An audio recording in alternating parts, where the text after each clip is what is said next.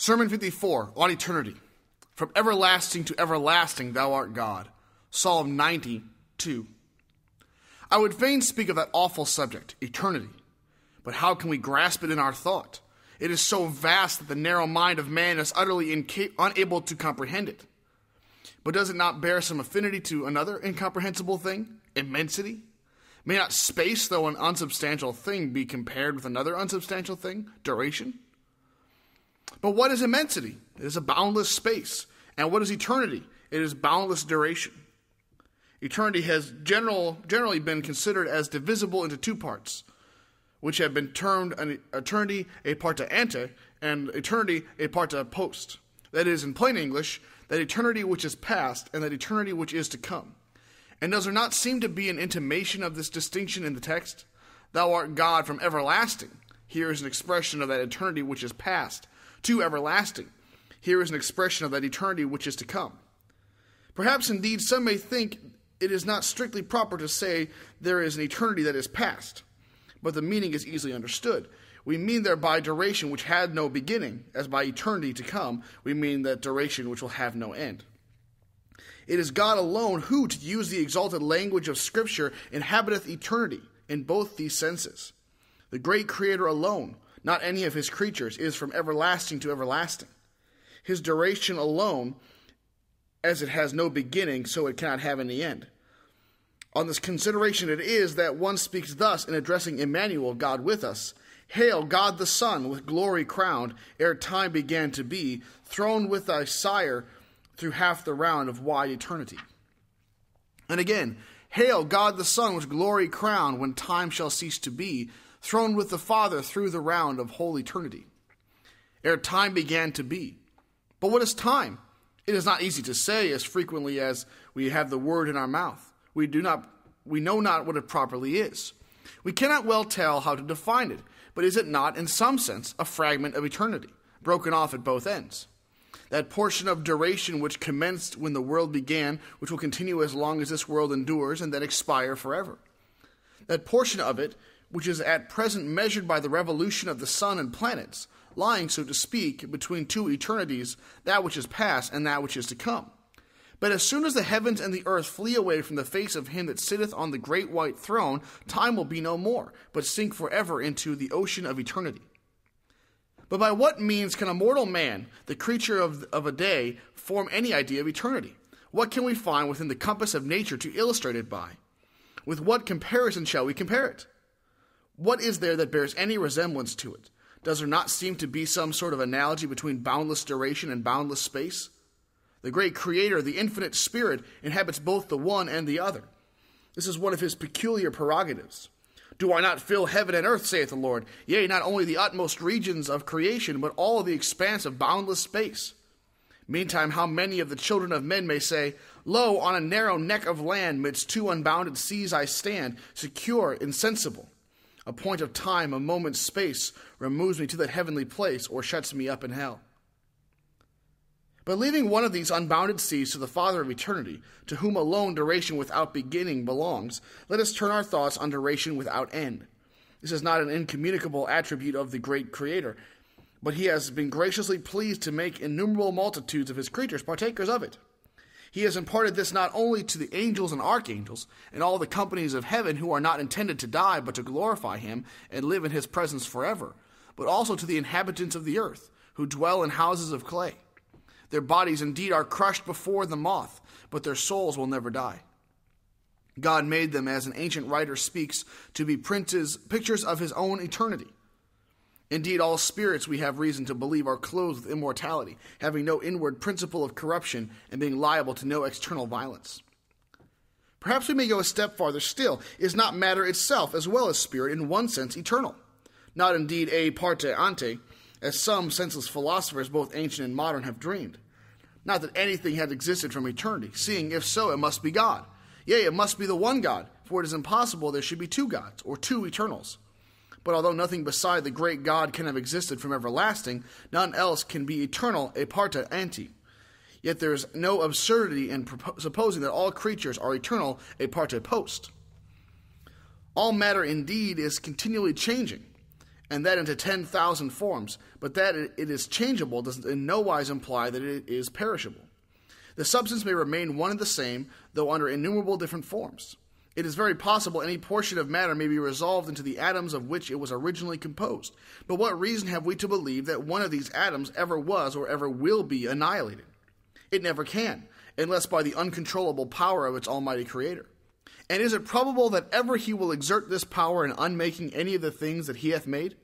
In this also God is not a son of man that he should repent. Indeed, every creature under heaven does and must continually change its form, which we can now easily account for, as it clearly appears from late discoveries that ethereal fire enters into the composition of every part of the creation. Now, this is essentially edax rerum. It is the universal menstruum, the discohere of all things under the sun. By the force of this, even the strongest, the firmest bodies are dissolved. It appears from the experiment repeated by the great Lord Bacon that even diamonds, by a high degree of heat, may be turned into dust, and that in a still higher degree, strange as it may seem, they will totally flame away. Yea, by this the heavens themselves will be dissolved. The elements shall melt with fervent heat. But they will only be dissolved, not destroyed. They will melt, but they will not perish. Though they lose their present form, yet not a particle of them will ever lose its existence, but every atom of them will remain under one form or other to all eternity. But still we should inquire, what is this eternity? How shall we pour any light upon this abstruse subject? It cannot be the object of our understanding. And with what comparison shall we compare it? How infinitely does it transcend all these? What are any temporal things placed in comparison with those that are eternal? What is the duration of the long-lived oak, of the ancient castle, of Trajan's pillar, of Pompey's amphitheater? What is the antiquity of the Tuscan urns, though probably older than the foundation of Rome? Yea, the pyramids of Egypt. Suppose they had remained upwards of 3,000 years when laid in the balance with eternity. It vanishes into nothing. Nay, what is the duration of the everlasting hills, figuratively so called, which have remained ever since the great deluge, if not from the foundation of the world in comparison with eternity? No more than an insignificant cipher. Go farther yet. Consider the duration from the creation of the firstborn sons of God, of Michael the archangel in particular, to the hour when he shall be commissioned to sound his trumpet and to utter his mighty voice through the vault of heaven. Arise, ye dead, and come to judgment. Is it not a moment, a point, a nothing, in comparison of unfathomable eternity? Add to this 1,000, 1,000,000 of years, add 1,000,000 of ages, before the mountains were brought forth, or the earth and the round world was made. What is all this in comparison of that eternity which is past? Is it not less, infinitely less, than a single drop of water to the whole ocean? Yea, immeasurably less than a day, an hour, a moment, to 1,000,000 of ages. Go back 1,000 million still, yet you are no nearer the beginning of eternity. Are we able to form a more adequate conception of eternity to come? In order to this, let us compare it with the several degrees of duration which we are acquainted with. An ephemeran fly lives 6 hours, from 6 in the evening to 12. This is a short life compared with that of a man, which continues 60 or 80 years, and this itself is short if it can be compared to the 969 years of Methuselah. Yet what are these years? Yea, all that have succeeded each other from the time that the heavens and the earth were erected to the time when the heavens shall pass away and the earth with the works of it shall be burned up, if we compare it to a length of that duration which never shall have an end. In order to illustrate this, a late author has repeated that striking thought of St. Cyprian. Suppose there were a ball of sand as large as the globe of earth. Suppose a grain of this sand were to be annihilated, reduced to nothing in 1,000 years. Yet that whole space of duration wherein this ball would be annihilating at the rate of 1 grain in 1,000 years would bear infinitely less proportion to eternity, duration without end, than a single grain of sand would bear to all that mass. To infix this important point the more deeply in your mind, consider another comparison. Suppose the ocean to be so enlarged as to include all the space between the earth and the starry heavens. Suppose a drop of this water to be annihilated once in 1,000 years. Yet that whole space of duration, wherein this ocean would be annihilating at the rate of 1 drop in 1,000 years, would be infinitely less in proportion to eternity than 1 drop of water to that whole ocean. Look then at those immortal spirits, whether they are in this or the other world.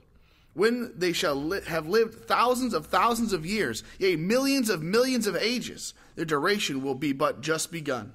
It will be only upon the threshold of eternity. But besides this division of eternity into that which is past and that which is to come, there is another division of eternity, which is of unspeakable importance. That which is to come, as it relates to immortal spirits, is either a happy or a miserable eternity. See the spirits of the righteous that are already praising God in a happy eternity.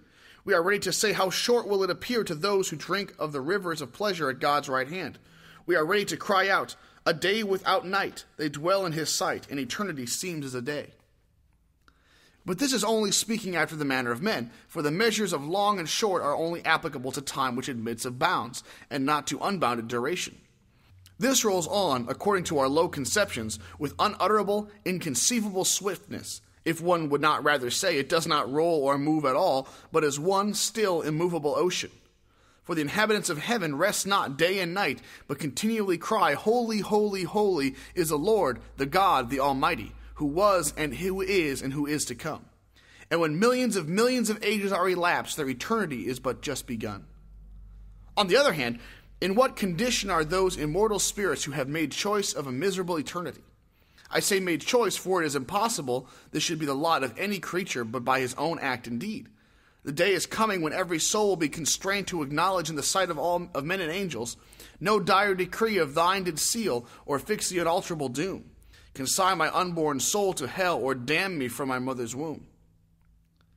In what condition will such a spirit be after the sentence is executed? Depart ye cursed into everlasting fire, prepared for the devil and his angels.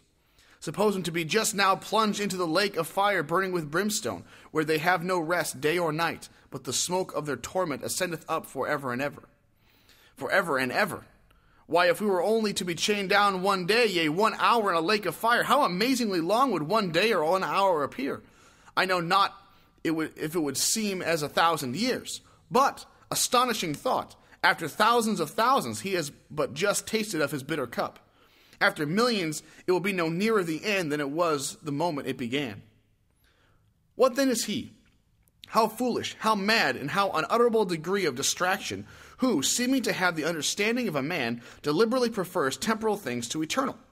Who, allowing that absurd, impossible supposition that wickedness is happiness, a supposition utterly contrary to all reason as well as to matter of fact, prefers the happiness of a year, say 1,000 years, to the happiness of eternity, in comparison of which 1,000 ages are infinitely less than a year, a day, a moment. Especially when we take this into the consideration, which indeed should never be forgotten, that the refusing of a happy eternity implies the choosing of a miserable eternity. For there is not, cannot be any medium between everlasting joy and everlasting pain. It is a vain thought which some have entertained that death will put an end to the soul as well as the body. It will put an end to neither the one nor the other. It will only alter the manner of their existence. But when the body returns to the dust as it was, the spirit will return to God that gave it. Therefore, at the moment of death, it must be unspeakably happy or unspeakably miserable, and that misery will never end. Never. Where sinks the soul at that dread sound? Into a gulf how dark and how profound. How often would he who had made the wretched choice wish for the death both of his soul and body? It is not impossible he might pray in some such manner as Dr. Young supposes. When I have writhed 10,000 years in fire, 10,000 let me then expire.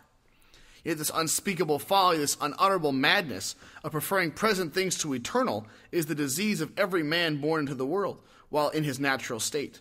For such is the constitution of our nature, that as the eye sees only such a portion of space at once, so the mind sees only such a portion of time at once. And as all the space that lies beyond this is invisible to the eye, so all the time which lies beyond that compass is invisible to the mind, so that we do not perceive either the space or the time which is at a distance from us. The eye sees distinctly the space that is near it, the objects which it contains. In like manner, the mind sees distinctly those objects which are within such a distance of time. The eye does not see the beauties of China. They are at too great a distance. There is too great a space between us and them. Therefore, we are not affected by them. They are as nothing to us. It is just the same to us if they had no being. For the same reason, the mind does not see either the beauties or the terrors of eternity.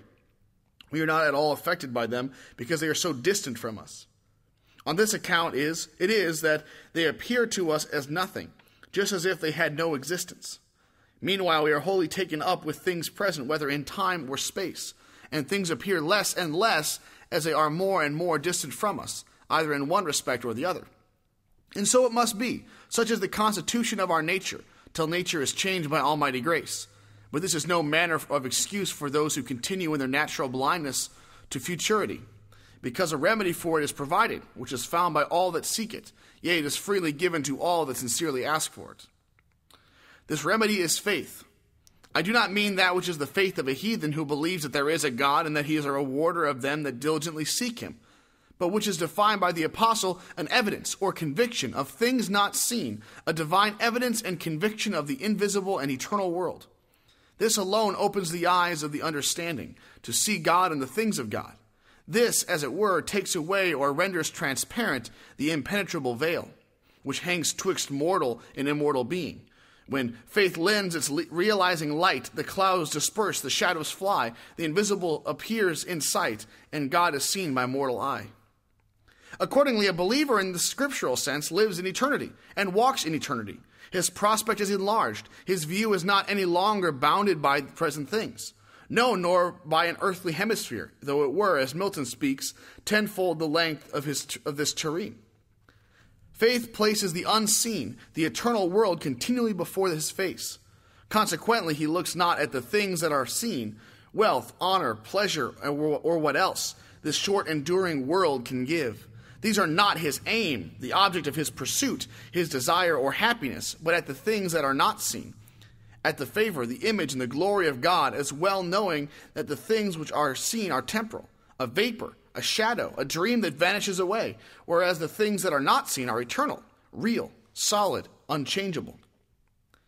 What then can be a fitter employment for a wise man than to meditate upon these things, frequently to expand his thoughts beyond the bounds of this diurnal sphere, and to expatiate above even the starry heavens in the fields of eternity? What a means might it be to confirm his contempt of the poor little things of the earth? When a man of huge possessions was boasting to his friend of the largeness of his estate, Socrates desired him to bring a map of the earth and to point out Attica therein. When this was done, although not very easily, as it was a small country, he next desired Alcibiades to point out his own estate therein. When he could not do this, it was easy to observe how trifling the possessions were in which he so prided himself in comparison of the whole earth. How applicable is this to the present case? Does anyone value himself on his earthly possessions? Alas, what is the whole globe of earth to the infinity of space? A mere speck of creation. And what is the life of man, yea, the duration of the earth itself, but a speck of time, if it be compared to the length of eternity? Think of this. Let it sink into your thought till you have some conception, however imperfect, of that boundless, fathomless abyss without a bottom or a shore. But if naked eternity, so to speak, be so vast, so astonishing an object as even to overwhelm your thought, how does it still enlarge the idea to behold it clothed with either happiness or misery, eternal bliss or pain, everlasting happiness or everlasting misery? One would think it would swallow up every other thought in every reasonable creature. Allow me only this. Thou art on the brink of either a happy or a miserable eternity. Thy Creator bids thee now stretch out thy hand either to the one or to the other. And one would imagine no rational creature could think on anything else. One would suppose that the single point would engross his whole attention. Certainly it ought so to do. Certainly if these things are so, there can be but one thing needful. Oh, let you and I, at least, whatever others do, choose that better part which shall never be taken away from us. Before I close this subject, permit me to touch upon two remarkable passages in the Psalms, one in the 8th, the other in the 144th, which bears a near relation to it. The former is, when I consider thy heavens, the work of thy fingers, the moon and the stars which thou hast ordained, what is man that thou art mindful of him, or the son of man that thou visitest him? Here man is considered a cipher, a point compared to immensity. The latter is, Lord, what is man that thou hast such respect unto him? Man is like a thing of naught. His time passeth away like a shadow. In the New Translation, the words are stronger still. What is man that thou takest knowledge of him, or the son of man that thou makest account of him? Here the psalmist seems to consider the life of man as a moment, a nothing compared to eternity. Is not the purport of the former, how can he that filleth heaven and earth take knowledge of such an atom as man? How is it that he is not utterly lost in the immensity of God's works? Is not the purport of the latter, how can he that inhabiteth eternity stoop to regard the creature of the day, one whose life passeth away like a shadow? Is not this a thought which has struck many serious minds, as well as it did David's, and created a kind of fear lest they should be forgotten before him who grasps all time and all eternity? But does not this fear arise from a kind of supposition that God is such a one as ourselves? If we consider boundless space or boundless duration, we shrink to nothing before it. But God is not a man. A day and a million of ages are the same with him. Therefore, there is the same disproportion between him and any finite being as between him and the creature of a day. Therefore, whenever that thought recurs, whenever you are tempted to fear lest you should be forgotten before the immense, the eternal God, remember that nothing is little or great, that no duration is long or short before him. Remember that he presides over every individual as over the universe, and the universe as over every individual, so that you may boldly say, Father, how wide thy glories shine, Lord of the universe and mine. Thy goodness watches o'er the whole, as all the world were but one soul. It counts my every sacred hair, as I remain thy single care.